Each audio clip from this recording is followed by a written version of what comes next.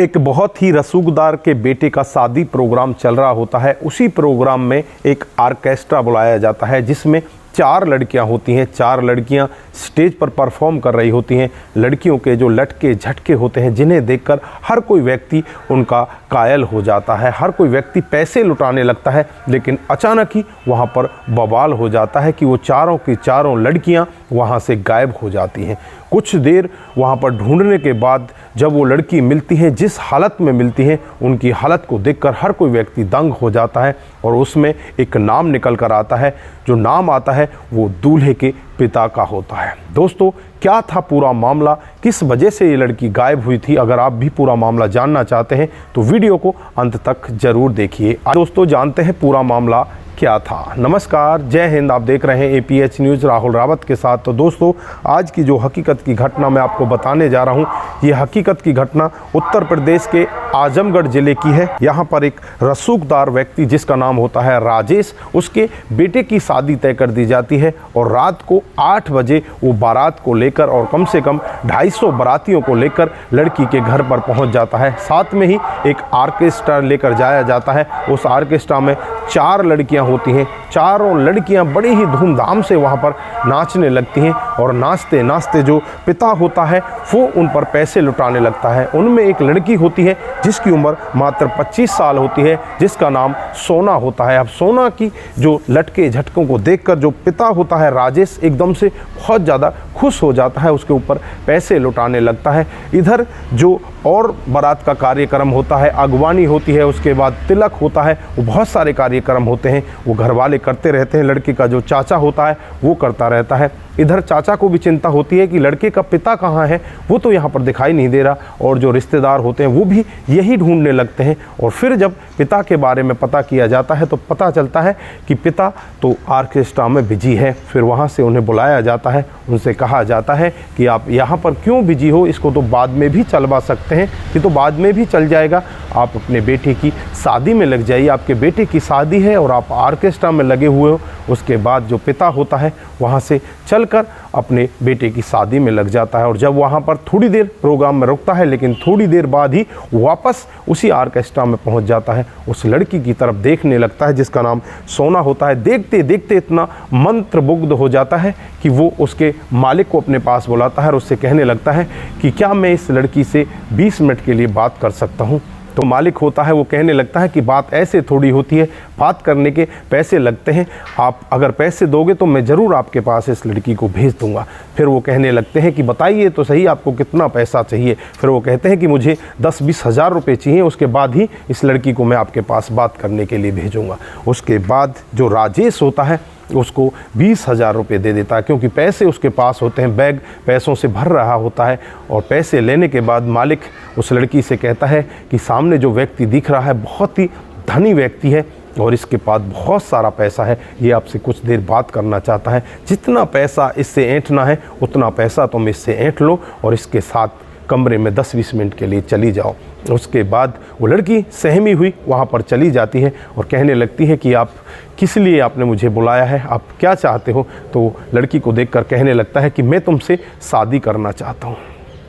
वो लड़की कहना चाहती है कि तुम ऐसा क्यों चाहते हो, मैं तो बहुत गरीब घर से हूँ, मुझसे भला कौन शादी करेगा और मुझसे शादी करके भला खुश कौन रहेगा? आपके यहाँ पर भी सभी लोग यही कहेंगे कि एक नाचने वाली लड़की के साथ में तुम शादी करके आए हो, तुम्हारी भी बदनामी होगी, मेरी भी बदनामी होगी। लेकिन यहाँ पर जो 42 साल का राजेश होता है वो रोने लगता है और रोते हुए कहने लगता है कि मैं तुमसे शादी करना चाहता हूँ, मैं बहुत ही तुम पर फिदा हो चुका हूँ, तुम बहुत ही खूबसूरत हो और आज तक मैंने शादी इसलिए नहीं की, जो मेरा बेटा 6 साल का था तब इसकी माँ की मौत हो जाती है। घर वालों का काफ़ी दबाव होता है मेरे ऊपर, लेकिन मैंने आज तक कभी भी शादी के लिए हाँ नहीं किया। लेकिन आज मैं अपने बेटे की शादी कर रहा हूँ और उसके बंधन से मैं फ्री हो गया हूँ। मैं आज तुमसे शादी करना चाहता हूँ। जो लड़की होती है इसकी आंखों में एक सच्चाई देखती है और सच्चाई देखकर वो भी कहने लगती है कि शादी तो मैं भी करना चाहती हूँ, लेकिन मैं गरीब हूँ और मैं कैसे आपसे शादी करूँ?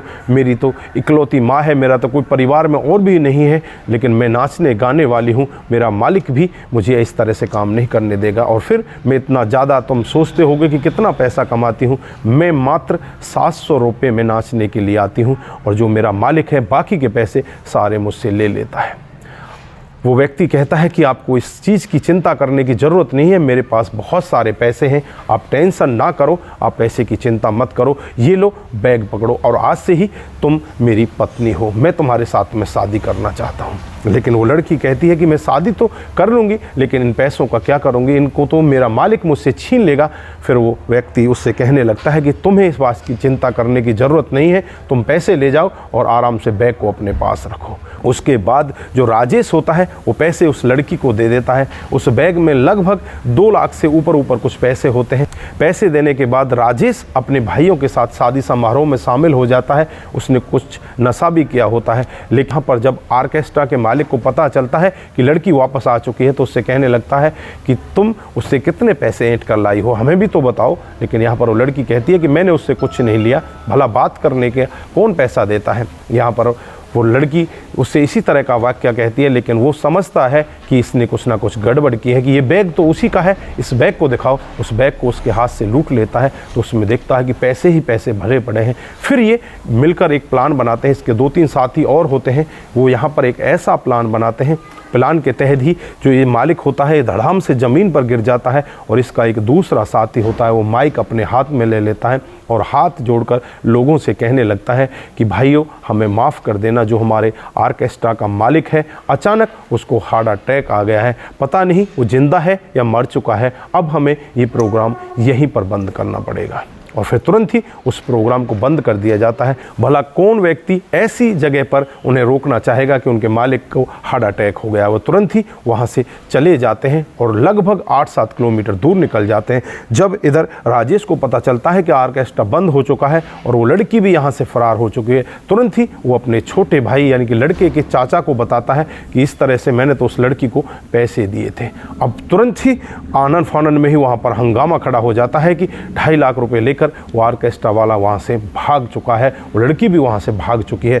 अब ये राजेश उस लड़की से नंबर ले लेता है और नंबर लेकर उसके पास जब फ़ोन करता है तो लड़की फ़ोन तो उठा लेती है, लेकिन बातों ही बातों में उसे अपनी जगह का भी बता देती है कि हम यहाँ तक पहुँचे हैं। अब जो राजेश होता है उसका भाई होता है और जो इनके रिश्तेदार होते हैं 2-3 गाड़ियाँ लेकर तुरंत ही भागकर उनके पास पहुँच जाते हैं। और जब उन्हें रास्ते में रोका जाता है तो एक टम्पू में ये लोग बैठे होते हैं, टम्पू को रुकवाया जाता है। रुकवाने के बाद फिर इस मालिक के हाथ से वो पैसे छीने जाते हैं। मालिक भी तुरंत ही दे देता है, उसे पता होता है कि अगर यहाँ पर कुछ गड़बड़ की तो तेरे साथ में अच्छा नहीं होगा। फिर उसके बाद ये मालिक यहाँ से चलने लगता है, लेकिन यहाँ पर जो राजेश होता है उस लड़की की तरफ देखने लगता है जिसका नाम सोना होता है, उससे कहने लगता है कि क्या तुम अपने घर नहीं चलोगी।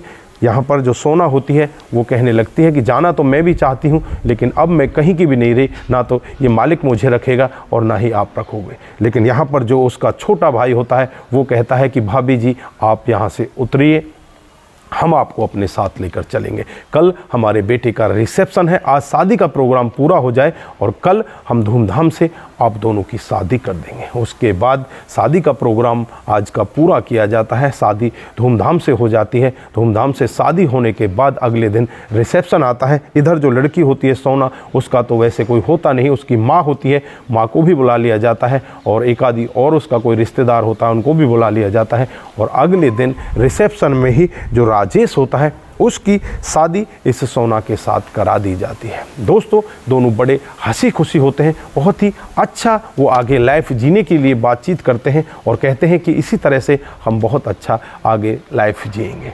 आप लोगों ने पूरी घटना के बारे में जाना। यहाँ पर देखो मालिक जो इस ऑर्केस्ट्रा का होता है वो कितना बड़ा लालची हो जाता है, यहाँ पर अपनी मौत का ड्रामा करके उन पैसों को यहाँ से ऐंठ कर ले जाना चाहता है। लेकिन यहाँ पर राजेश उस लड़की से अपने दिल की बात रोकर कह देता है तो वो लड़की भी यहाँ पर इसके लिए तैयार हो जाती है और बाद में दोनों का मिलन इस तरह से हो जाता है। एक तरफ तो बेटे की शादी होती है और दूसरी तरफ पापा की भी शादी हो जाती है। दोनों की शादी एक दिन के गैप में हो जाती है। तो दोस्तों यहाँ पर इस घटना पर आप क्या बोलना चाहते हैं, आपकी जो भी राय है एक बार कमेंट बॉक्स में ज़रूर दीजिएगा। दोस्तों आज के लिए बस इतना ही, फिर मिलते हैं किसी नए मोड़ के साथ। तब तक के लिए आप अपना ख्याल रखें, अपने परिवार का ख्याल रखें, सतर्क रहें, सावधान रहें और अपने आप को सुरक्षित रखें। नमस्कार, जय हिंद,